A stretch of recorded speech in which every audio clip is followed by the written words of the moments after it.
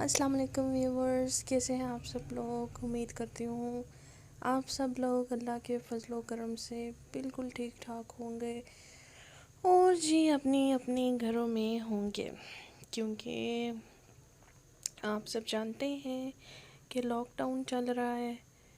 Lockdown की वजह से हर एक जो है वो अपने घरों तक महदूद हो के रह गए हैं और छोटे बड़े वैसे तो बहुत तंग पड़े हुए हैं। बच्चे खास तौर पे बहुत तंग पड़ गए हैं घर में रह रह के।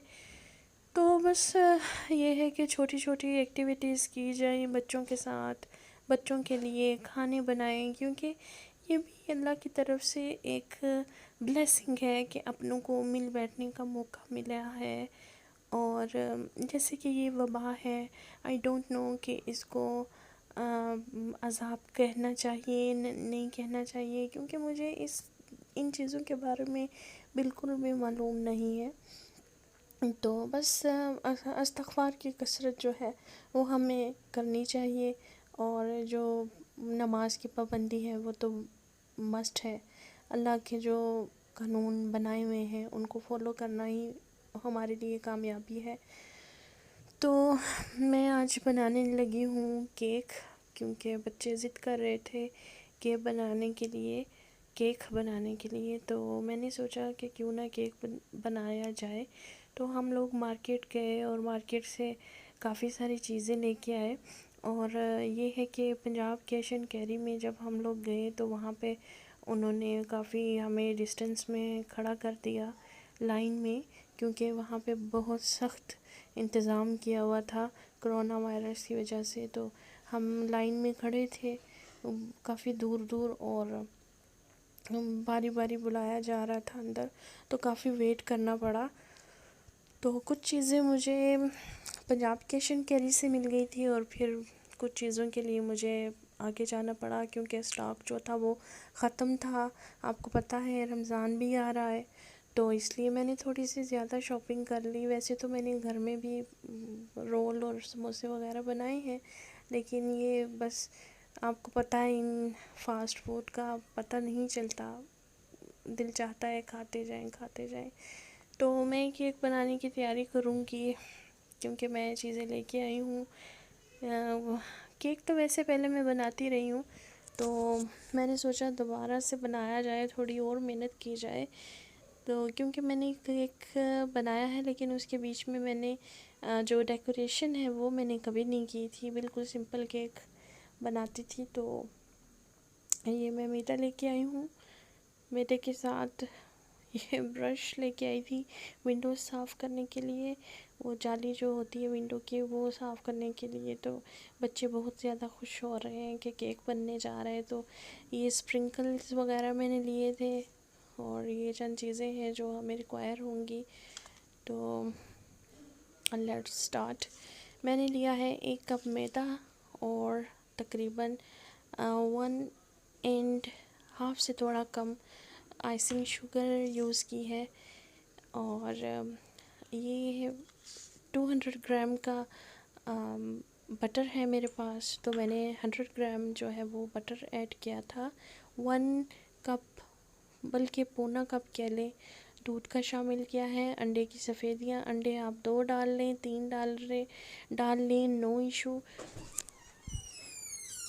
मैंने फिर ऐसा किया है कि सफ़ेदी को जो है वो अलग से बीट कर लिया है, और जो जर्दी है उसको अलग से बीट किया है। सफ़ेदी को बीट इतना ज़्यादा करना है, इतना ज़्यादा बीट करना है कि ये फ्लफ़ी सा हो जाए, और आप जिस बाउल में उसको बीट कर रहे हैं वो बाउल जो आप उसको उल्टाएं तो जो सफ़ेदी है वो गिरे नहीं, ठीक है। इतना बीट करना है आपने। आप जितना अच्छा बीट करेंगे आपका केक उतना अच्छा बनेगा, ठीक है। तो इसके बाद मैंने बच्चों की वजह से 3 अंडे लिए थे, क्योंकि बच्चे जो हैं वो अंडे शौक़ से खाते हैं। तो मैंने केक में भी ज़्यादा ऐड किए थे। और ये देखिए मैं जर्दी को बहुत अच्छे से बीट कर लूँगी। इसको भी ऐसे मतलब इस शेप में आ जाना चाहिए कि ये बिल्कुल हो जाए, फ्लफ़ी सी हो जाए जी। तो अब मैं लूँगी शुगर, सॉरी मैदा लूँगी। तो 1 कप भर के मैंने मैदा लिया है, baking soda, baking powder and ये 200 ग्राम का पैक है। बटर का तो मैं 100 ग्राम ले लूँगी बटर। और सबसे पहले मैं अब बटर को बीटर की मदद से बीट कर लूँगी, क्योंकि आपने बटर जो है वो अगर फ्रिज वाला यूज़ करना है तो उसको ना पहले आप बीट कर लें तो वो ज़्यादा बेहतर होगा। तो अब इसी बटर में मैं शुगर ऐड कर लूँगी, आहिस्ता आहिस्ता शुगर ऐड करूँगी और इसको दोबारा से बीट कर लूँगी।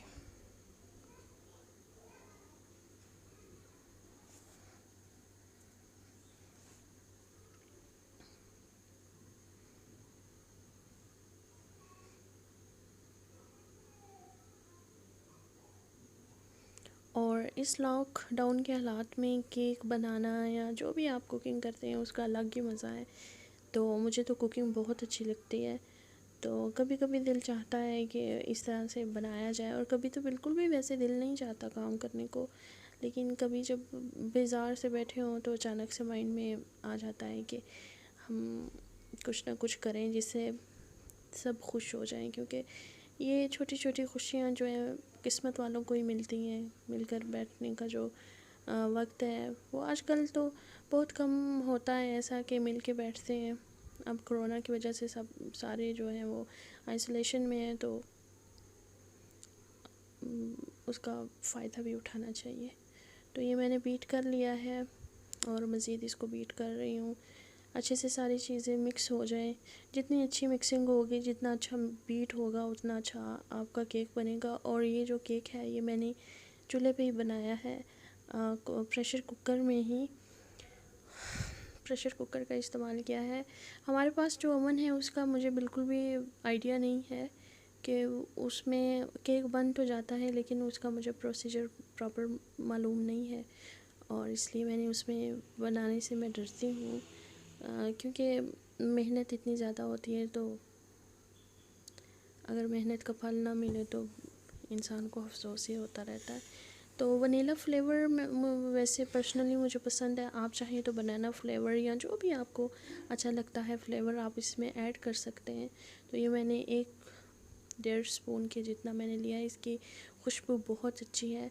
और ये मैं लेके आई थी चोको चिप, तो वो मैं इसमें ऐड करूँगी। और एक ये चीज़ है, इसका नाम मेरे माइंड से स्किप हो गया है, तो ये मैं ऐड कर लूँगी इसमें और इसको अच्छे से बीट कर लूँगी।